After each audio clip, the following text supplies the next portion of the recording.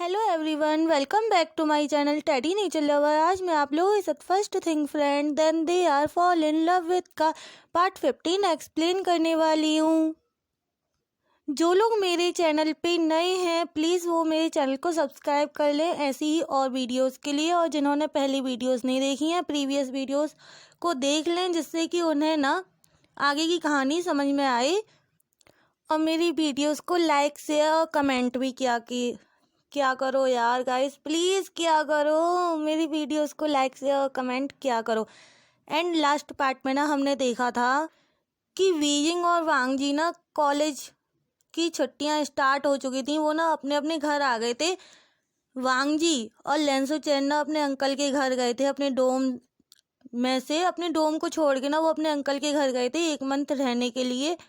उनकी छुट्टियां थी, उनके वीकेंड चल रहे थे, वो ना अपने घर गए थे। लेकिन घर पे जाने के बाद ना जो हुआ, वांगजी ने तो अपने अंकल से बिल्कुल बात नहीं की, क्योंकि उसे लग रहा था कि अगर वो बात करेगा तो उनके बीच में ना सिर्फ और सिर्फ झगड़ा होगा और कुछ नहीं। इस वजह से ना वांगजी तो बिल्कुल बात नहीं करता अपने अंकल से। लेंसो चैन ने बात की थी, लेकिन अंकल कुरैन इस बात को सुनकर कि लेंसो चैन भी ना जियांग चैंग से जियांग चैंग के साथ ना उसकी है क्या रिलेशनशिप है, ये सुनकर ना उन्हें बहुत गुस्सा आया था। वो गुस्सा उनका ना कम नहीं हुआ था, उन्हें खुशी तो हुई थी कि उनके दोनों नेफ्यूज उनके घर आए हैं छुट्टियों में, लेकिन उनका गुस्सा ना कम नहीं हुआ था। और वहीं दूसरी साइड ना वीजिंग भी ना अपने डैड से ना बिल्कुल बात नहीं कर रहा था। अपने घर में वो बिल्कुल भी बात नहीं कर रहा था, अपने डैड की साइड ना वो देख भी नहीं रहा था।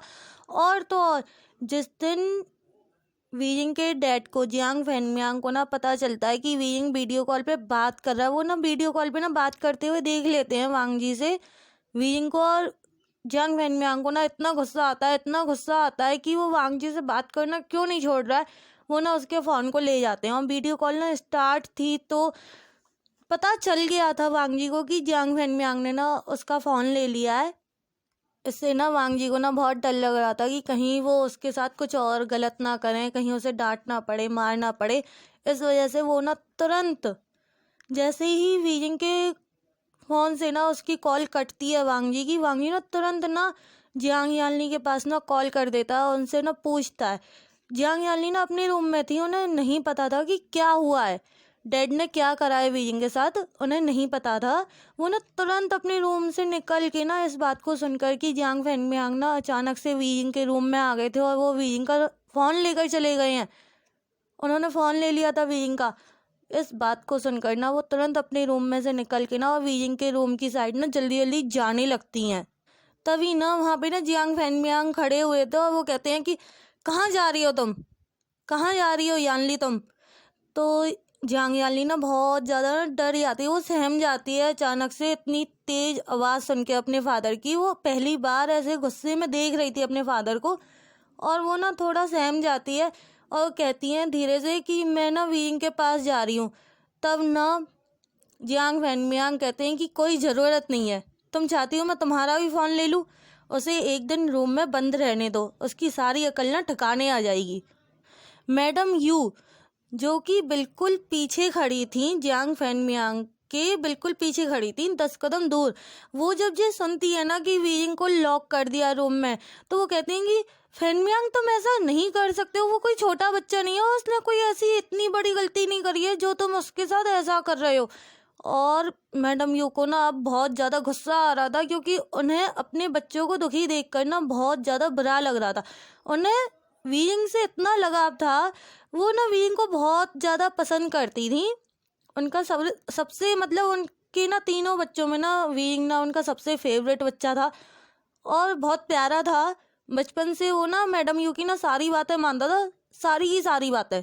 उसने कभी भी ना मैडम यू की ना कोई बात मानने से ना इनकार नहीं किया था। मैडम यू जब ये सुनती है ना उन्हें इतना गुस्सा आ रहा था, वो फैनमियांग से कहती कि मुझे कुछ नहीं पता, तुम्हारे और उस लैन फैमिली के बीच में जो भी प्रॉब्लम है उसे सॉर्ट आउट करो, नहीं तो मैं अपने बच्चों को लेके ना यहाँ से ना चली जाऊंगी और तुम यहाँ पे ना अकेले रहना। फिर ऐसा कह के ना मैडम यू ना यानली के पास जाती हैं, उसका हाथ पकड़ती हैं और वीजिंग के रूम में चली जाती हैं और जियांग चैंग को ना कहती हैं कि तुम भी चलो। जियांग चैंग ना हल्ला सुन के ना अपने रूम से ना बाहर आ गया था। मैडम यू की बातें सुन के ना वो तुरंत मैडम यू के ना साथ चला जाता। उसे अपने डैड से ना कोई वो ही नहीं था, मतलब ही नहीं था। उसने उस दिन इतना इग्नोर किया था अपने डैड को एकदम। और फैन बैंग में चिल्ला कर कह रहे थे अगर जो भी कोई इसके साथ गया, मैडम यू के साथ, अपनी मॉम के साथ, मैं उसकी कभी शक्ल नहीं देखूंगा लाइफ में। और मैडम यू अपने दोनों बच्चों को लेके ना वीजिंग के रूम में चली जाती है। जब वो वीजिंग के रूम में पहुंचती है ना, वीजिंग के रूम का डोर ओपन करती हैं जैसे ही, तो वो सामने ना जो नज़ारा देखती हैं उनका तो एकदम हालत उनकी ख़राब हो गई थी। सामने का नज़ारा देख के वीजिंग ना इतना रो रहा था, वो इतना ज़्यादा रो रहा था, उसकी हालत इतनी ख़राब थी ना, रो रो के बहुत ज़्यादा उसकी हालत ख़राब हो गई थी रोने की वजह से। और वो बहुत रो ही जा रहा था, उसकी आंखों में से आंसू गिरना एक पल के लिए भी ना बंद नहीं हो रहा था, वो रो ही जा रहा था। मैडम यू तो तुरंत जाके उसे अपने सीने से लगा लेती हैं। और जियांग चैंग और यांग याली भी ना घबरा गए थे उसको ऐसे रोते हुए देखकर। इतना ज़्यादा वो रो रहा था और वो सिर्फ वांग जी का नाम लिए जा रहा था। उसे और कोई भी नहीं चाहिए था, उसे बस वांग जी चाहिए था। वो सिर्फ वांग जी का नाम ले रहा था उस टाइम। तब ना मैडम यू ना जियांग याली से कहती हैं कि जल्दी से वांग जी को ना कॉल करो, इसकी बात कराओ अभी उससे, तभी ये रोना बंद करेगा। क्योंकि वीजिंग ने ना रोना बंद ही नहीं करा था। मैडम यू उसे समझा रही थी बेटा शांत हो जाओ, चुप हो जाओ, मैं तुम्हें बिल्कुल भी अलग नहीं होने दूंगी वांग जी से, मैं तुम्हें दूर नहीं जाने दूंगी वांग जी से, मेरा विश्वास करो, मैं तुम दोनों के साथ हूँ, ऐसा कुछ भी नहीं होगा। लेकिन वीजिंग तो इतना रो रहा था, उसे तो बस वांग जी चाहिए था उस टाइम, उसे कुछ और समझ में ही नहीं आ रहा था, उसे बस वांग जी से बात करनी थी। और जियांग याली ना मैडम यू की बात सुन के ना तुरंत कॉल करती हैं अपने फ़ोन से वांग जी के पास। उन्होंने जैसे ही फ़ोन लगाया, वांग जी ने एक भी रिंग पूरा नहीं होने दिया था। जैसे रिंग बजता है ना, कॉल आती है, तो एक रिंग पूरी नहीं हुई थी, कंप्लीट नहीं हुई थी, और वांग जी ने ना कॉल उठा लिया था। वांग जी ना फ़ोन को ना हाथ में ही लेके ना बैठा हुआ था, वो ना बहुत ज़्यादा परेशान हो रहा था। उसकी आंखों में से ना आंसू आ रहे थे ऑटोमेटिकली, क्योंकि उसे ना लग रहा था कि वीजिंग के साथ कुछ गलत हुआ है, और वो भी ना रो रहा था। जियांग याली ना कॉल करके ना कहती हैं कि mister Lan Wangji please Wei Ying से बात कीजिए, वो ना बहुत ज़्यादा रो रहा है। और वीजिंग की रोने की आवाज़ ना वांग जी ना सुन रहा था, और वो कहता है कि आप ना स्पीकर पे करो फ़ोन को, मुझे वीजिंग से बात करनी है। तब ना जियांग याली ना स्पीकर पे कर देती है फ़ोन को, और वांग जी ना वीजिंग से कहता है वीजिंग प्लीज़ चुप हो जाओ। वांग जी ना रो रहा था, वो रोते रोते ही कहता है वीजिंग प्लीज़ चुप हो जाओ, मैं तुम्हारा ये रोना ना बिल्कुल बर्दाश्त नहीं कर सकता हूँ, प्लीज़ चुप हो जाओ। वांग जी की आवाज़ सुनकर तो वीजिंग ना और भी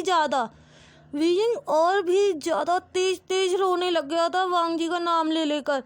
वो और भी ज़्यादा तेज रोने लग गया था वांग जी की आवाज़ को सुन के कि वांग जी मुझे तुम्हारे पास आना, मुझे तुम्हारे साथ रहना, मुझे ले जाओ यहाँ से, मुझे अपने साथ रखो, मुझे तुमसे दूर नहीं रहना है वांग जी, मुझे तुम्हारे साथ रहना। और ये कह कह के ना वो ना और ज़्यादा तेज रोने लग गया था। वो इतना ज़्यादा तेज रो रहा था ना कि वांग जी का तो दिल बैठ गया था एकदम। उसके दिल में इतना दर्द हो रहा था वीजिंग की रोने की आवाज़ को सुन के, उसे बहुत ज़्यादा बुरा लग रहा था। वांग जी के रूम से ना जब आवाज़ आती है ना वांग जी के रोने की, वांग जी ने भी ना रोना स्टार्ट कर दिया था, वो भी ना बहुत तेज रो रहा था। वीजिंग और वांग जी दोनों ही रोने में लगे हुए थे। वीजिंग की ऐसी हालत देख के ना वांग जी से बिल्कुल बर्दाश्त नहीं हो रहा था, वो रो रहा था। और उसको भी ना लैन कुरैन ने ना रूम में बंद कर रखा था। वो तो फ़ोन लैन सो चैन ने ला के दिया था। हमें फ्लैशबैक दिखाया जाता है कि 2 दिन पहले ना लैन कुरैन ने ना देख लिया था कि वीजिंग और वांग जी ना बात कर रहे हैं, फ़ोन कॉल पे ना वो बात कर रहे हैं। तब ना लैन कुरैन को ना इतना गुस्सा आ गया था कि वो ना वांग जी का फ़ोन छीनते हैं और उसे ना रूम में बंद रहने की सज़ा मिलती है। पूरे जब तक छुट्टियां ख़त्म नहीं होती ना, वो ना रूम में ना बंद रहेगा, उसे खाना भी रूम में ही दिया जाएगा। जैसे हिस्टोरिकल फैन फिक्शन में दिखाया था ना सेक्लूजन में जाना, इस तरीके से वांग जी को ना लैन कुरैन ने ना रूम में बंद रहने की सज़ा दी थी। हमारा क्यूट सा वांग जी ना बेचारा 2 दिन से ना रूम में बंद था और उसको खाना पीना सब कुछ ना रूम में ही मिल रहा था। लेंसुचैन ला के दे रहे थे और लेंसुचैन ने ही ना फ़ोन चोरी किया था पहली बार उन्होंने लाइफ में ना अपने भाई के लिए। क्योंकि जब वांग जी का फ़ोन ले लिया था ना लैन कुरैन ने, तो वो इतना रोया था, वो इतना ज़्यादा रोया था, उसने अपने रूम की कई चीज़ें तो तोड़ दी थी गुस्से में। उसे पहले तो गुस्सा आया था, लेकिन उसके गुस्से के बावजूद ना लैन कुरैन ने उसे ना नहीं रूम से निकलने दिया और ना ही उसका फ़ोन दिया। तो उसने ना बहुत ज़्यादा वो रोया था, वो दुखी हो रहा था, क्योंकि उसे ना वीइंग से बात करे बिना ना बिल्कुल 1 मिनट भी ना, एक पल के लिए भी उसे ना चैन नहीं आ रहा था और उसे ना बहुत ज़्यादा याद आ रही थी वीइंग की और वो ना बहुत रोए जा रहा था, बहुत ज़्यादा रो रहा था। तब ना लेंसुचैन ना वांग जी को ना चुपचाप खाने के साथ ना फ़ोन ला के देते हैं और वो ना कह के गए थे कि वांग जी बात तभी करना जब अंकल घर में ना हो, और जैसे ही अंकल घर में आ जाया करेंगे ना मैं तुम्हें बता दिया करूँगा कि अंकल घर आ चुके हैं, तब तुम ना प्लीज़ कॉल काट देना, ठीक है। अब तुम बात कर सकते हो। वो रात के 11 बजे ना उसे फ़ोन चोरी करके, जब उनके अंकल सो गए थे ना लैन कुरैन, तब ना लेंसुचैन ने ना उनके ऑफिस में से फ़ोन चोरी करके और उनको दिया था, वांग जी को ले जाके ना दिया था। और वांग जी ने ना अपने भाई को देख के ना वो ना एकदम लेंसुचैन के गले से ना चिपक जाता है सीने से और कहता है, गा मुझे वीजिंग के पास जाना है, प्लीज़ गा मुझे वीजिंग के पास जाना है, आप कुछ भी करो मुझे वीजिंग से मिलना है। और वो ना रो रहा था, लेंसुचैन को ना पूरी रात उसे संभालना पड़ा था। वो जरा सा भी हट रहे थे ना वो रोते रोते सो जाता है वांग जी, लेकिन लेंसुचैन जरा सा भी उसके पास से उठ के जाने की कोशिश करते हैं ना तो वो नींद में ही रो रहा था। उसको उस दिन ना इतनी याद आ रही थी अपनी मॉम की, बहुत ज़्यादा याद आ रही थी उसे। इस वजह से ना लेंसुचैन ना उस दिन ना पूरी रात वांग जी के रूम में ही रहे, तो वो बेचारे ना बैठे ही रहे थे। वांग जी ना उनके लैप में सिर रख के सो रहा था और लेंसुचैन जैसे भी जरा सा भी हिल रहे थे ना तो वांग जी रो रहा था, बहुत ज़्यादा रो रहा था। और वांग जी ने कुछ खाया भी नहीं था 2-3 दिन से, वो ना खाने को बिल्कुल इग्नोर कर रहा था। उसे वीजिंग चाहिए था, सिर्फ उसे वीजिंग से बात करनी थी, उसे वीजिंग से मिलना था और कुछ नहीं। इस वजह से ना वो बहुत ज़्यादा वीक भी हो गया था। और आज प्रेजेंट में आते हैं।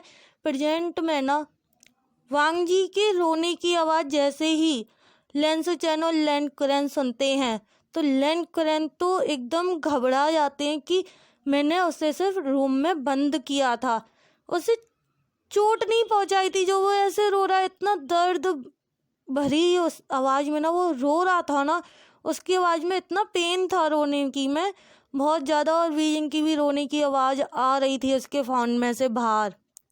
तब ना लेंसुचैन और लैन कुरैन ना वांग जी के रूम में जाते हैं। वो दौड़कर वांग जी के रूम में पहुंचते हैं और जब वो देखते हैं ना लैन कुरैन की फ़ोन पर से ना वीजिंग के रोने की आवाज़ आ रही है और यहाँ पे मेरा नेफ्यू भी रो रहा है, तब ना वो ना फ़ोन उठाते हैं और कहते हैं, वीजिंग तुम क्या कर रहे हो मेरे नेफ्यू के साथ, तुमने क्या कहा मेरे नेफ्यू से? और वांग जी तुम्हारे पास फ़ोन कैसे आया? मैंने 2 दिन पहले तुमसे ये फ़ोन ले लिया था, तुम्हारे पास फ़ोन कैसे आया? तुमने चोरी की है? तब ना सामने फ़ोन पे से ना वीजिंग के पास से ना मैडम यू ने ना फ़ोन ले लिया था और वो वीजिंग के रूम से बाहर निकल के ना बात करती हैं कि मिस्टर लैन कुरैन, मुझे नहीं पता कि आपके और मेरे हस्बैंड के बीच में क्या प्रॉब्लम है, लेकिन मैं इन दोनों बच्चों को ना ऐसे नहीं देख सकती हूँ। बहुत दिन हो गए हैं, मैं अब इन्हें और ज़्यादा दुखी नहीं देख सकती हूँ, मुझसे नहीं देखा जा रहा है इन्हें दुखी। आप लोगों के बीच में जो भी प्रॉब्लम है उसे सॉर्ट आउट कीजिए और इन बच्चों को ना कम से कम बात तो करने दीजिए। ये इतना रो रहे हैं, ये इतना दुखी हैं, क्या आपको अपने बच्चों की चिंता नहीं है? आप सिर्फ अपने एटीट्यूड की वजह से अपने बच्चों को चोट पहुंचा रहे हो, इनके दिल में इतना पेन दे रहे हो आप इन्हें, क्यों कर रहे हो आप ऐसा? मुझे बताओ आप ऐसा कैसे कर सकते हो? ये आपके बच्चे नहीं है क्या? आपने इन्हें पाला नहीं है? आप इनसे प्यार नहीं करते हो? और ये सब ना मैडम यू ना बहुत गुस्से में कह रही थी। वो उन्हें इतना गुस्सा आ रहा था जियांग फैनमियांग के ऊपर और लैन कुरैन के ऊपर, उन्हें बहुत गुस्सा आ रहा था। वो ना कहती हैं कि मुझे कुछ नहीं मालूम, आप दोनों मेरे से ना मिल रहे हो। लैन कुरैन और जियांग फैंगमियांग ना वहीं खड़े हुए थे रूम के बाहर, और वो ना मैडम यू की तरफ देखते हैं। तब ना मैडम यू कहती है कि हाँ, आप दोनों ही मेरे से मिल रहे हो मेरे घर पे, आप लोग मेरे घर पे मिलोगे जहाँ मेरे मॉम डैड रहते थे, उस घर पे ना आप लोग मिल रहे हो मेरे से, और आज ही। तब ना लैन कुरैन कहते हैं कि मेरे पास आज समय नहीं है और मैं आपसे क्यों मिलूं। तब ना मैडम यू ना बहुत गुस्से में कहती हैं कि अगर आप नहीं आए तो इतना ध्यान रखिएगा, मैं आपके नेफ्यूज़ को, अपने बच्चों को लेके ना यहाँ से कहीं चली जाऊंगी और बहुत दूर चली जाऊंगी। आप लोग ना मुझे ढूंढ भी नहीं पाओगे, लेकिन मैं अपने बच्चों की खुशी के लिए इन लोगों को ना यहाँ से ले जाऊंगी, अपने बच्चों को। तब ना लैन कुरैन को ना गुस्सा आ जाता है, लेकिन वो जानते थे कि मैडम यू की फैमिली कितनी रिच है। वो जानते थे मैडम यू की फैमिली को, और वो ये भी जानते थे कि अगर मैडम यू ने कोई फैसला कर लिया किसी बात पर, वो आ गई, उन्होंने सोच लिया कि मुझे ये काम करना है, तो वो उस काम को ना करके ही रहती हैं। वो फिर उस काम से ना पीछे नहीं हटती हैं, वो करके ही दम लेंगी, इन दोनों को ना मिलाकर ही दम लेंगी, वो पीछे नहीं हटेंगी। तब ना लैन कुरैन कहते हैं कि ठीक है, मैं मिलने के लिए तैयार हूँ। और जियांग फैनमियांग ना जब ये सुनता है ना कि लैन कुरैन मिलने को तैयार है, तो मैडम यू ना जियांग फैनमियांग की साइड ना देख रही थी कि कब हाँ बोलोगे। तब ना जियांग फैनमियांग ना अपना सिर हिला के और वहाँ से ना चले जाते हैं। तब उस टाइम ना मैडम यू ना वीइंग को लेती हैं, वीइंग से कहती हैं कि बेटा उठो, वीइंग उठो और चलो मेरे साथ। और वो ना सीधा लैन कुरैन के घर गई थी। लैन कुरैन के घर पे से ना वो वांग जी को और लैन सुचैन को भी कहती हैं कि मेरे साथ चलो। वो ना अपने अंकल की साइड देख रहे थे। तब मैडम यू कहती हैं कि अपने अंकल से परमिशन लेने की कोई ज़रूरत नहीं है, मैं उनसे सब बात कर लूँगी, मैं देखूंगी उन्हें वो कैसे रोकते हैं तुम दोनों को मिलने से। अब चलो मेरे साथ। वीजिंग की बहुत बुरी हालत है वांग जी, तुम्हें चलना ही होगा। वो बिल्कुल भी चुप नहीं हो रहा है, वो रो ही जा रहा है। तुम्हें पता है कितनी देर हो गई, वो कितनी देर से रो रहा है। तुम चाहते हो वो और ज़्यादा बीमार हो जाए, वो ऑलरेडी बीमार है, वो बीमार हो चुका है। तब ना लैन कुरैन ना मैडम यू को इतने गुस्से में देखकर ना वो कुछ नहीं कहते हैं, लेकिन लैन सुचैन ना फिर भी अपने ना अंकल से ना पूछता है कि अंकल क्या हम जा सकते हैं या नहीं। तब ना लैन कुरैन ना उनकी तरफ पीठ करके ना खड़ा हो जाता। उसने अपना एकदम फेस घुमा लिया था, वो एकदम अपनी पीठ करके ना अपने बैग को उन दोनों के साइड करके ना खड़ा हो जाता है लैन कुरैन। तब ना वांग जी और लैन सुचैन दोनों का हाथ पकड़ के ना मैडम यू ना उन्हें ना वहाँ से ना ले जाने लगते हैं। वो अपनी कार में बिठा के ना उन पांचों को, Jiang, Yanli, Jiang Cheng, Wei Ying, Wang Ji और लैन सुचैन, इन पांचों को ना वहाँ से लेके ना और कार ड्राइव करने लगती हैं। कार ड्राइव के टाइम पे ना हमें दिखाया जाता है कि वीजिंग और वांग जी ने एक दूसरे को ऐसे कस के ना हक कर लिया था। जैसे ही वांग जी कार में बैठता है ना, वो देखता है वीजिंग उसके पास में ही सामने ही बैठा है, और वीजिंग ना तुरंत वांग जी को ना कस के हक कर लेता। वांग जी भी ना उसे हक बैक कर रहा था, वो भी उसे ना हक कर रहा था, और वो दोनों ना इतना ज़्यादा मतलब रो रहे थे एक दूसरे के सीने से लग के ना, वो दोनों का रोना स्टार्ट हो गया था। और लैन सुचैन और जियांग चैंग इन दोनों ने भी ना एक दूसरे को हक किया, लेकिन उन्हें याद था कि उनकी मदर है उनके सामने, तो वो दोनों अलग हो गए थे। लेकिन वीजिंग और वांग जी को तो कोई फर्क ही नहीं पड़ रहा था कौन है सामने कौन नहीं। वो दोनों तो भूल चुके थे एक दूसरे से मिलके कि उनके अलावा कोई और है भी कार में। तब ना लैन सुचैन ना वांग जी से कहते हैं, वांग जी मैडम यू भी हैं हमारे साथ इस कार में। तब ना वांग जी ना थोड़ा सा अलग होता है, लेकिन वीजिंग ना होने नहीं दे रहा था। तब वांग जी ना उसे समझाता है, वीजिंग प्लीज़ बिहेव करो, मैडम यूं है हमारे साथ, तुम्हारी मॉम है हमारे साथ। तब ना वीजिंग ना शांत हुआ था, तब जाके उसका ना रोना बंद हुआ था। वांग जी को अपने पास देखकर वीजिंग ने रोना बंद कर दिया था, और अब वो ना शांत बैठा था। अब वीजिंग बिल्कुल शांत हो चुका था, और वो ना वांग जी के शोल्डर पे अपने सिर को रख के ना सो जाता है। उसको ना नींद आ जाती है, और वांग जी भी ना, वांग जी के शोल्डर के ऊपर वीजिंग का सिर था, और वीजिंग के सिर से ही ना वांग जी ने ना अपने सिर को ना सटा लिया था और वो भी ना आंखें बंद कर लेता। ये दोनों ना सो गए थे। इन दोनों को सोते हुए, इतना पीसफुली सोते हुए देख कर ना मैडम यू को ना बहुत ज़्यादा खुशी हो रही थी। वो बहुत ज़्यादा खुश थी। तब ना जियांग यानली जो फ्रंट सीट पे मैडम यू के पास वाली सीट पर बैठी हुई थी, वो पूछती है कि माँ हम कहाँ जा रहे हैं। तब ना मैडम यू कहते हैं कि हम मेरे घर जा रहे हैं, जहाँ मैं रहती थी शादी से पहले, हम वहाँ जा रहे हैं। और मैडम यू ना एक बहुत बड़े घर में ना पहुँचती हैं उन्हें लेके। वो घर ना उनके डैड के और उनके अंकल के घर से भी ना बहुत बड़ा था। और जैसे ही मैडम यू अपनी कार में से उतरती हैं ना, तभी ना घर में काम करने वाले जितने भी वर्कर थे वो सब दौड़ के आते हैं और कहते हैं कि मैडम आ गई, मैडम आ गई, मैडम आ गई। सबको इतनी खुशी हो रही थी मैडम यू के वहाँ पहुँचने की, जितने भी वर्कर थे। और उस घर में ना मैडम यू के ना भाई रहते हैं। वो उसे देखकर, मैडम यू को देखकर ना वो ना इतना खुश हो गया था मैडम यू का भाई, कि वो तुरंत आके ना मैडम यू को ना हक कर लेता है। कहता है बहन तुम आ गई, पता है मैं तुम्हारा कब से इंतज़ार कर रहा था। मुझे तो लगा था कि तुम कभी आओगी ही नहीं। शादी को इतने साल हो गए, क्या तुम्हें याद नहीं आती मेरी? तुम कभी मुझसे मिलने नहीं आई, तुम आज इतने साल बाद आई हो, मुझे बहुत खुशी हो रही है। तब ना हमें पता चलता है कि मैडम यू का जो भाई है ना, वो ना अंडरवर्ल्ड से ना बिलोंग करता है। वो माफिया है एक।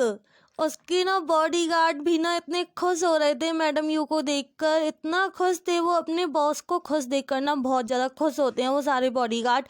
और तभी ना ये सब सीन देख के ना मैडम यू के बच्चे जो कार से उतर के ना खड़े हो गए, तो वो शॉक्ड थे कि यहाँ हो क्या रहा है। इतने सारे बॉडीगार्ड, इतने सारे नौकर, इतने सारे वर्कर्स, घर में इतने सारे, और इतना बड़ा घर, ये किसका घर है? और वो लोग ना एकदम शॉक्ड हो गए। तो वो ना अपनी ना क्वेश्चंस भरी हुई आंखों से अपने मॉम की साइड ना देख रहे थे। वो सिर्फ देख रहे थे। और वीइंग और वांग जी अभी तक नहीं जागे थे, वो कार के अंदर ही ना सो रहे थे। खाली जियांग चैंग, लेंसो चैन और जियांग यानली ना देख रहे थे। और वो भी क्वेश्चन थे उनकी आंखों में, बहुत सारे क्वेश्चन थे कि मैडम यू आप कैसे बिलोंग करती हो इस इंसान से? ये कौन है ये इंसान जो आपके गले से लगा, आपको हक किया? ये कौन है ये इंसान?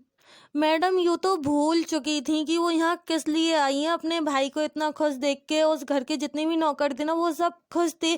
उनमें ना एक बहुत ज़्यादा एजेड ग्रैनी टाइप की ना, मतलब ग्रैनी बहुत ज़्यादा एजेड थी। और वो कहती हैं आके, यू तुम्हें नहीं पता, मैं तुम्हें देखने के लिए ना, तुम्हारे लिए ही मैं जिंदा हूँ अभी तक।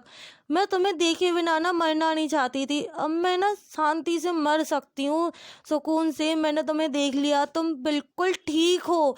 मैं तो मिलना चाहती थी, लेकिन तुमने ही कहा था कि मत मिलना, और पिछले 10 साल से मैं तुमसे मिली नहीं हूँ।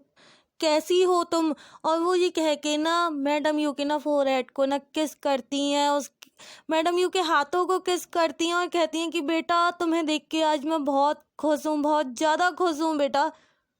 तभी ना मैडम यू का भाई उन तीनों बच्चों को देख के ना कहता है कि यू तुम्हारे तो एक ही बेटा है ना, और ये 2 कौन है? तब ना मैडम यू कहती हैं कि नहीं, मेरे 4 बेटे और 1 बेटी है, और 5वां बेटा ना अभी बेटा बना नहीं है, वो भी बन जाएगा। तब ना इन सब बातों को सुन के, मैडम यू की इन सब बातों को सुन के ना वहाँ पे ना सब ना सोच में डूब गए। तो 5 बेटे 4 बेटे, ये क्या है? चक्कर क्या है ये 4-5 बेटे? मैडम यू ने तो कभी नहीं बताया। मैडम यू तो हमेशा अपना एक ही बेटा बताती थी। तब ना मैडम यू ना इन सबको कन्फ्यूज़न में देख के, और अपने बच्चों को भी कन्फ्यूज़न में देख के ना, वो पहले तो अपने बच्चों को ना अपने पास बुलाती हैं, कहती हैं कि यहाँ आओ। तब ना जियांग चैंग, जियांग याली और लेंसू चैन ना मैडम यू के पास जाते हैं। और मैडम यू ना कहती हैं कि ये तुम्हारे अंकल हैं, मेरे भाई हैं, ये मेरे से छोटे हैं और मेरे भाई हैं। तब ना वो तीनों ना उन्हें ना ग्रीट करते हैं। ग्रीट करने के बाद ना अभी भी ना कन्फ्यूज़न था। अब उनके बच्चों को कन्फ्यूज़न नहीं था, कन्फ्यूज़न उनके भाई को और उन सब वर्कर्स को था। तब वो ना कहती हैं कि जियांग चैंग और लेंसो चैन, ये दोनों एक दूसरे को लाइक करते हैं और मैं इनकी शादी कराना चाहती हूँ, ये शादी करना चाहते हैं। इस बात को सुनकर लैन सुचेन और जियांग चैंग का फेस एकदम रेड हो गया था। वो शर्म के मारे ना इतना शाई फील कर रहे थे, वो इतना शाई फील कर रहे थे कि उनका फेस ना एकदम रेड हो जाता। वो ना अपना फेस छुपा लेते हैं, नीचे झुका लेते हैं। और मैडम यू कहती हैं कि ये मेरी बेटी है जियांग यालनी। तब ना उनके भाई, मैडम यू के भाई कहते हैं कि तुम तो 4 बेटी बता रही थी, ये तो 2 ही हैं। तब मैडम यू कहती हैं कि 2 सो रहे हैं कार में और जब वो उठेंगे तब वो अपने आप बाहर आ जाएंगे, इसलिए मैं उन्हें डिस्टर्ब नहीं करना चाहती हूँ। उन्हें आराम करने देते हैं कार में ही, वो अपने आप बाहर आ जाएंगे थोड़ी बहुत देर में। और ये कह के ना सब लोग ना मेंशन के अंदर चले जाते हैं। जियांग चैंग, लैन सुचेन, जियांग यानली ये तो एकदम चुप थे, बिल्कुल कुछ कह ही नहीं रहे थे। ये सब सीन जब उन्होंने देखा ना कि मैडम यू हैं कौन, हकीकत में रियली हैं कौन, तब तो उन दोनों के ना मुंह खुला रह गया था तीनों का कि क्या। और जैसे ही ना मैडम यू के भाई कहते हैं कि अगर सिस्टर आप मना नहीं करती तो जिस पोजीशन पर मैं हूँ उस पर आज आप होती, आप बैठी होती हैं इस पोजीशन पर, ये चेयर आपकी है, आप ही बैठो इस पर, मैं आज तक नहीं बैठा हूँ। और ऐसा कह के ना वो ना मैडम यू को ना हाथ पकड़ के ना वहाँ पे ना बिठा देता है अपनी चेयर पे। वो बैठा ही नहीं था अपने फादर की चेयर पर, वो बैठा नहीं था, वो चेयर ना उसकी बड़ी सिस्टर की है, ये बात सोच के ना वो कभी नहीं बैठा था उस चेयर पर। तब ना मैडम यू कहती हैं कि भाई मुझे तुमसे ना कुछ बात करनी है। और वो ग्रैनी की तरफ देखते हुए कहते हैं कि आप इन्हें इनका रूम दिखा दीजिए। जियांग चैंग और लैन सुचेन एक ही रूम में रहेंगे और जियांग यानली का रूम अलग है, और एक तीसरा रूम और तैयार कर दीजिएगा, मेरे 2 बेटे और हैं, वीजिंग और वांग जी, उनके लिए। और ऐसा कह के ना वो ना ग्रैनी से कहते हैं कि आप इन्हें ले जाइए यहाँ से। और ग्रैनी ना उन्हें ना ले जाती हैं वहाँ से।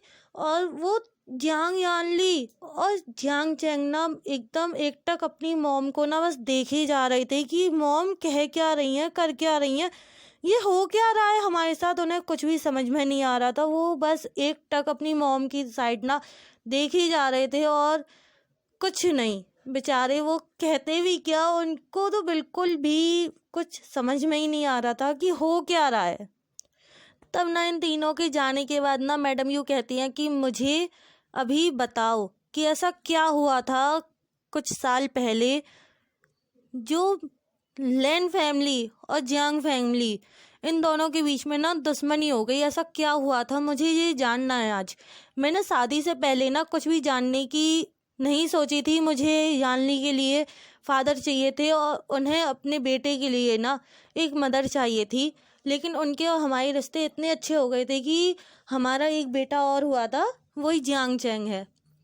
तब ना मैडम यू फिर कहती हैं कि मुझे ये जानना है, तुम ये पता लगाओ कि इन दोनों फैमिलीज़ के बीच में क्या हुआ था आज से 20 साल पहले, जो ये लोग ना दुश्मन बन गए, जो इन लोगों के बीच में ना दुश्मनी हो गई। ऐसा क्या हुआ था इन लोगों के बीच में, मुझे ये पता करके बताओ। तब ना उनका भाई कहता है कि ठीक है सिस्टर, मैं पता लगवाता हूँ अपने आदमियों से।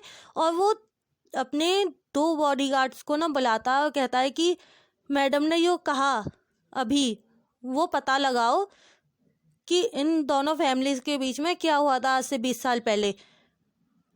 और वो दोनों बॉडीगार्ड ना अपना सिर हाँ में हिला के और वहाँ से चले जाते हैं। तब ना मैडम यू का भाई ना कुछ पूछना चाहता था, लेकिन वो ना हिम्मत नहीं कर पाता अपनी सिस्टर से कुछ भी पूछने की। तब ना मैडम यू कहते हैं कि तुम पूछ सकते हो, क्या पूछना चाहते हो। तब ना वो कहता है कि कोई बात हुई है, आप ऐसे अचानक से, आप कभी भी ऐसा नहीं करते हो सिस्टर। तब ना मैडम यू कहते हैं कि मैं अपने बच्चों को ना दुखी नहीं देख सकती हूँ इन दोनों फैमिलीज़ की दुश्मनी की वजह से। अब मैं ना बहुत सहन कर चुकी हूँ, मैंने बहुत दुखी देख लिया अपने बच्चों को, लेकिन अब मुझसे ना इन्हें ना दुखी नहीं देखा जा रहा, इसलिए मैं आ गई हूँ। अब मैं इन्हें और ज़्यादा दुखी नहीं देख पाऊँगी। और उनका भाई ना हाँ में सिर हिला के ना कहता है कि सिस्टर अब आपको भी ना आराम कर लेना चाहिए। तब मैडम यू ना मना कर देती, नहीं मुझे आराम नहीं करना, मुझे आराम नहीं करना है भाई, आप अपना काम करो, मैं थोड़ा घूमना चाहती हूँ। वो ना मेंशन में ना घूमने चली जाती हैं। वो जितने भी पुराने वर्कर थे ना वहाँ के, जो भी नौकर थे पुराने, वो ना मैडम यू को देख के ना बहुत खुश थे आज। वो इतना खुश थे आज, बहुत ज़्यादा खुश थे। और मैडम यू ना उन सबसे ना बातें करती हैं, बहुत ज़्यादा बातें करती हैं। वो सबसे पूछ रही थी वो सब कैसे हैं, इतने सालों में क्या हुआ क्या नहीं हुआ, वो सब कुछ ना पूछ रही थी, घूम रही थी। वो मेंशन में ना हर जगह घूमती हैं। फिर उन्हें ना याद आता है कि उन्हें अपना रूम देखना चाहिए, जो शादी से पहले उनका रूम हुआ करता था इस मेंशन में। उन्हें वो रूम ना देखने का ना मन करता है, और वो ना स्टेयर्स से ना उस रूम के साइड ना जाने लगती हैं। तभी उन्हें ना दिखता है कि उनका रूम बिल्कुल क्लीन है।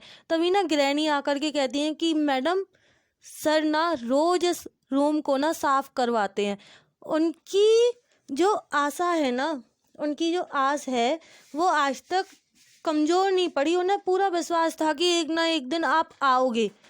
उन्हें पूरा भरोसा था कि आप उनसे मिलने ज़रूर आओगे, अपने भाई से मिलने। लेकिन मैडम आप इतने साल बाद क्यों आए? आप जल्दी भी तो आ सकते थे। आपको पता है आपके भाई आपको रोज़ याद करके ना इस रूम में ना रोते रहते हैं। वो ना रोते रहते हैं यहाँ पे बैठ के, और उन्हें ना बिल्कुल भी अपना ध्यान नहीं रहता। वो रोते रोते ही ना यहाँ पे ना सो जाते हैं। आपको पता है मैडम आपके भाई आपसे कितना प्यार करते हैं, और आपके डैड भी आपसे बहुत प्यार करते थे। आप उन्हें भी छोड़ के ऐसे क्यों चले गए? आपने ऐसा क्यों किया? आपने उस इंसान से शादी क्यों की? आपने अपनी पोजीशन को छोड़कर उस व्यक्ति से शादी क्यों की? आप चाहते तो उन बच्चों को माँ का प्यार इस पोजीशन पर रहकर भी तो दे सकते थे ना। तब ना मैडम यू कहती हैं कि मैं एक अंडरवर्ल्ड में माफिया बनकर अपने बच्चों को कैसे संभाल सकती थी। उनके सिर पर हर समय खतरा सवार रहता। मुझे हर समय डर लगता अपने बच्चों को खोने का, और मेरे बच्चों को हर समय डर लगता मुझे खोने का। अब आप ही बताओगे रैनी, ऐसी सिचुएशन में मैं अपने बच्चों को कैसे पाल सकती थी? मेरा कोई भरोसा भी तो नहीं था इस माफिया वर्ल्ड में कि मैं कब तक जिंदा रहूंगी और कब तक नहीं। वो तो भाई है, भाई ने संभाल लिया। मैं होती तो मैं नहीं संभाल पाती। मुझे पता था कि मैं नहीं संभाल पाती, इसलिए मैंने छोड़ दिया। और मेरे भाई ने बहुत अच्छे से संभाला है इन सबको, और मुझे किसी भी बात का ना रेगरेट नहीं है। मुझे किसी भी बात का दुख नहीं है कि मैंने जो भी फैसले लिए ना अपनी लाइफ में, वो सारे के सारे फैसले मेरे सही थे। मुझे किसी भी फैसले पर ना अफसोस नहीं होता है, और आपको भी नहीं करना चाहिए। मैं खुश हूँ अपने बच्चों के साथ, और मैं अपने बच्चों को ना हमेशा ना खुशी देखना चाहती हूँ। ये कह के ना मैडम यू ना अपने रूम में ना चली जाती हैं, और वो ना अपने रूम को ना अच्छे से ना देख रही थी। उन्होंने जो चीज़ें शादी से पहले जहाँ छोड़ी थी, वो सब चीज़ें वहीं रखी हुई थी। जैसा वो छोड़ के गई थी ना अपने रूम को, वो वैसा ही था। जितना सुंदर उन्होंने अपना रूम छोड़ा था, वो उतना ही सुंदर था, सेम वैसा ही था। कोई भी चीज़ इधर से उधर नहीं हुई थी। वो बहुत खुश थी अपने इस रूम को देखकर, लेकिन उन्हें बहुत ज़्यादा टेंशन हो रही थी जियांग फैनमियांग और लैन कुरैन को लेकर ना। उन्हें बहुत ज़्यादा टेंशन हो रही थी कि इनके बीच में ऐसा क्या हुआ है जो ये अपने बच्चों को भी इतना दुखी कर रहे हैं। क्योंकि उनकी वजह से ना मैडम यू के बच्चों को Jiang Cheng, Jiang Yanli, Wei Ying, खासतौर पे वीजिंग से वो बहुत प्यार करती थी। क्योंकि जियांग चैंग पूरे 2 साल बाद पैदा हुआ था, वीजिंग से पूरे 2 साल छोटा है जियांग चैंग। और वीजिंग ना उनका बहुत प्यारा बच्चा था, वो उनकी ना हर बात मानता था। और वो ना इसी टेंशन में ना कब अपने बेड पे बैठे बैठे ना सो जाती हैं, उन्हें खुद को भी पता नहीं चलता है। और वो पूरे ना 3 घंटे बाद जागती हैं। जब जियांग यानली उन्हें उठाती है तब वो उठती हैं। जियांग यानली ना अचानक से आके ना मॉम मॉम करके ना चिल्ला के ना उन्हें ना ढूंढ रही थी पूरे मेंशन में। तब ना ग्रैनी कहती हैं कि तुम ऐसे ही चिल्ला क्यों रही हो, तुम्हारी मॉम अभी अभी लेटी हैं, थोड़ी देर पहले ही। तब ना जियांग यानली ना कहती हैं कि मेरी मॉम का रूम कहाँ है। तब ना ग्रैनी ना जियांग यानली को ना कहती है कि पहले तो धीरे बोलना सीखो तुम, तमीज़ से। यहाँ पे ना कोई भी इतना तेज नहीं बोलता। और चलो मेरे साथ, मैं दिखाती हूँ तुम्हें तुम्हारी मॉम का रूम कहाँ है। और वो ना उसे ना उसकी मॉम के रूम के बाहर लाकर बोलती हैं ये तुम्हारी मॉम का रूम है, और इसमें किसी को भी जाने की इजाज़त नहीं है। तुम चाहो तो जा सकती हो क्योंकि तुम उनकी बेटी हो। तब ना जियांग यानली ना तुरंत उस रूम में जाके ना अपनी मॉम को ना उठाने लगती है।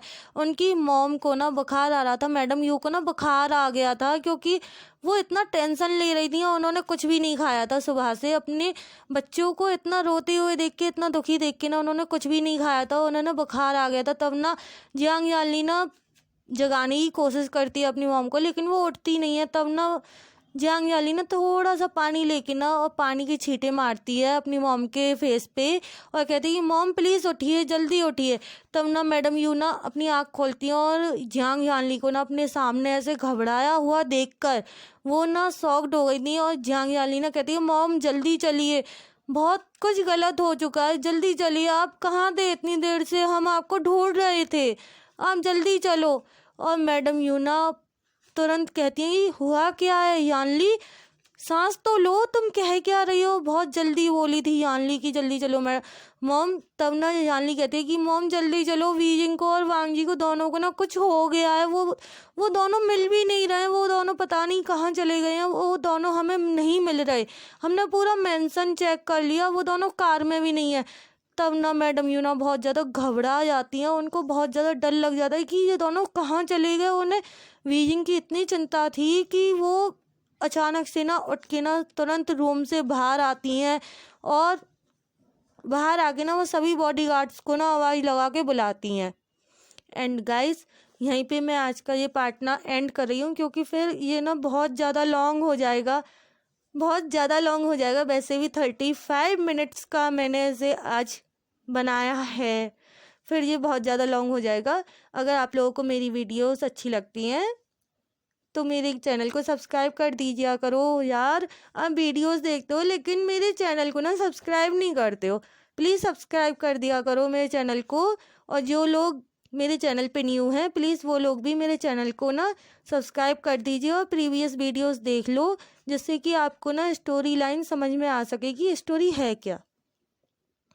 Okay tata bye bye, take care.